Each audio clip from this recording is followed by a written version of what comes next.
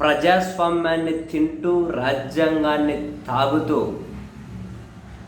చట్టాన్ని మధ్య మధ్యలో నంజుకుంటూ ప్రజాస్వామ్యాన్ని తింటూ రాజ్యాంగాన్ని తాగుతూ తన జీవన శైలే ఈ విధంగా మార్చుకొని చట్టానికి, రాజ్యాంగానికి, ప్రజాస్వామ్యానికి ఎక్కడే కూడా రవ్వంత కూడా ఆ లైన్ నుంచి పక్కకు జరగకుండా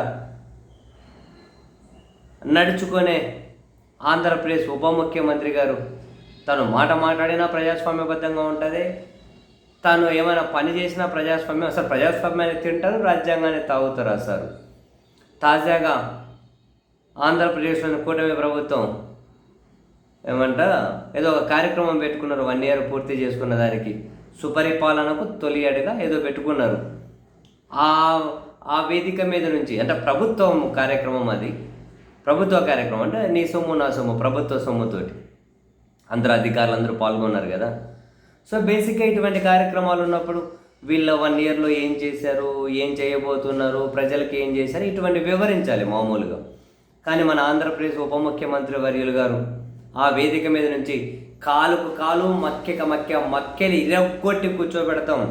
ప్రజాస్వామ్యబద్ధంగా ఉన్నాం కాబట్టి, రాజ్యాంగబద్ధంగా ఉన్నాం కాబట్టి, సంస్కారం అంటే తెలిసిన వాళ్ళం కాబట్టి ఆగుతున్నాం. మక్కెలు ఇరగొట్టి మూలన కూర్చోబెడతాం. కాలుకు కాలు, చెయ్యికి చెయ్యి తొక్కబెట్టి నార తీస్తాం. ఈ అన్ని పదాలు వాడారండి రాత్రి. ఈ అన్ని పదాలు వాడారు.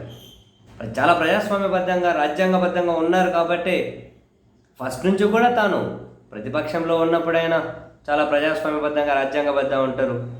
ఈవెన్ కారులో కూడా ముందర ఆ ముందర అది ఎక్కి కూర్చోరు. ఎప్పుడు కారులో కూర్చొని సీట్ బెల్ట్ కూడా పెట్టుకొని, మళ్ళీ పైన ఇది ఒకటి ఇట్లా పట్టుకొని సీట్ బెల్ట్ పెట్టుకొని ఇలా కూర్చుంటారు. మామూలు కారుకు ముందర ఎక్కి దాని మీద ఊరేగడం అటువంటివి కూడా ఎప్పుడు ఏమీ చేయరు. అట్లాంటివి ఏమీ ఎప్పుడూ చేయరు.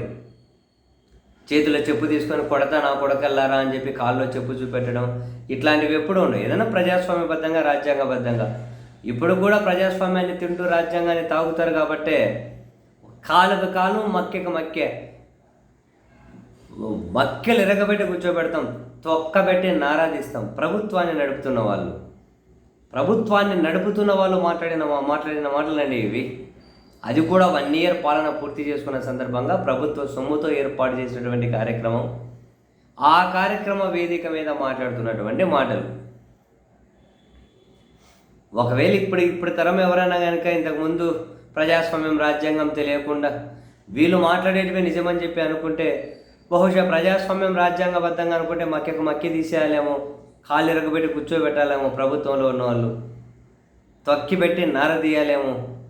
బహుశా ఇదే కావచ్చు ప్రజాస్వామ్యం, రాజ్యాంగం అని. ఇప్పుడు వీళ్ళని మాత్రమే ఫాలో అయ్యే వాళ్ళు కనుక ఎవరన్నా ఉంటే డెఫినెట్లీ అనుకునే అవకాశం ఉంటుంది. కాదు బాబు, ఎవరికి ఆయన పుస్తకాలు చదువుకోండి, ప్రజాస్వామ్యం అంటే ఏంటి, రాజ్యాంగం అంటే ఏంటి అన్నది. ఆ పుస్తకాలు చదువుకున్న తర్వాత వీళ్ళ ప్రసంగాలు వినండి. ఎందుకంటే లేకపోతే బేసిక్గా అర్థాలే మారిపోతాయి కదా.